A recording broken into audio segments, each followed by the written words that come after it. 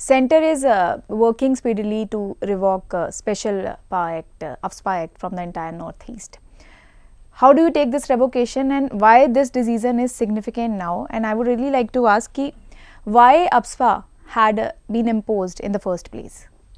देखो, हमने जो अभी बात की ये उसी के अंदर ही इसका भी आंसर है, नेशनल इंटीग्रेशन। पहले नॉर्थ ईस्ट को, सर्टन स्टेट्स को एक इंटीग्रेशन सही तरीके से की नहीं गई, ना वहाँ पे इंफ्रास्ट्रक्चर डेवलप किया गया, राइट, ना ही उनके इश्यूज को सीरियसली लिया गया, राइट। हर कोई बस अपनी पावर और एक सर्टन हिंटरलैंड, जो मेन नॉर्थ इंडियन हिंटरलैंड पे हमारे जो सेंट्रल गवर्नमेंट रही, उनका ध्यान इसी तरफ रहा। और आज ट्रूली वन इंडिया, हर पार्ट को इंटीग्रेट करने की तरफ करंट गवर्नमेंट जो करंट डिस्पोजिशन है सेंट्रल में बीजेपी की, उनका इंटरेस्ट है कि हर पार्ट को जोड़ा जाए। इतना इंफ्रास्ट्रक्चर डेवलपमेंट हो रहा है, अपने आप पीस आएगी। ऑलरेडी 75% एरिया से अफस्पा हट चुका है, और अफस्पा भी अगेन कम्स फ्रॉम, मैं बार बार बात करता हूँ, ये लाइटली नहीं करता कि कॉलोनियल रूल के टाइम से ये थे, क्योंकि हम एक सब्जुगेटेड थे, तो वहाँ पे अथॉरिटीज़ को बहुत पावर दी जाती थी कि कोई भी इंस्टिगेशन, कोई भी ऐसी चीज़ हो जो अनरेस्ट क्रिएट करे, आप स्ट्रॉन्ग एक्शन ले सकते हो। वो अपने ही देश के लोगों के लिए बनाए हुए रूल नहीं है, वो जब आप किसी दूसरे देश में रूल कर रहे होते हो उस तरह से बनाए हुए रूल हैं। और अनफॉर्चुनेटली आज भी हमारे काफ़ी लीगल प्रावधान ऐसे हैं जो अंग्रेज़ों ने एक गुलाम देश के लिए बनाए थे, और हम आज भी अपनी जनता पे वही रूल लगा रहे हैं, है ना। हमारी काफ़ी पॉलिसीज ऐसी हैं कि जहाँ पे जो कॉमन पब्लिक है, राइट, उसको एक एक अलग नीचे वाला दर्जा दिया जाता है कि एक एलीट है, क्योंकि ये अंग्रेज़ों के बनाए हुए रूल थे।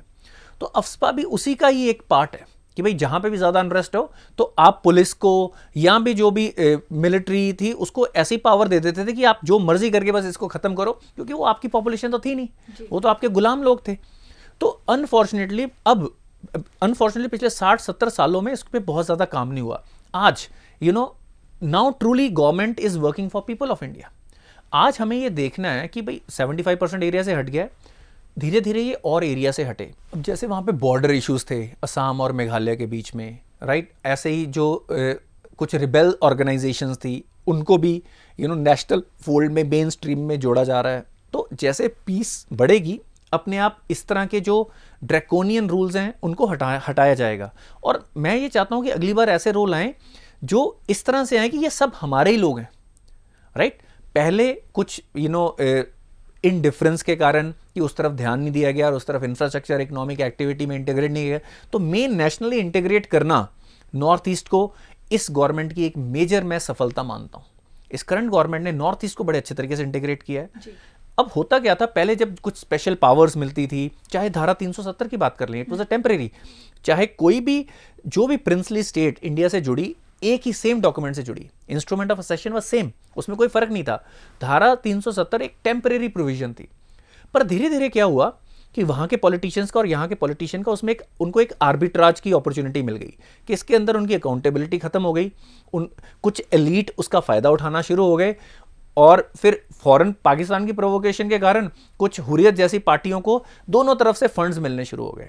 तो उन्होंने अपने कुछ एलीट फैमिलीज़ के बेनिफिट के लिए उस धारा 370 को, जो ब्रिज का काम करना था, उसको बैरियर बना दिया कश्मीर। और आज उन जो हिस्टोरिकल मिस्टेक्स हैं उनको करेक्ट किया जा रहा है।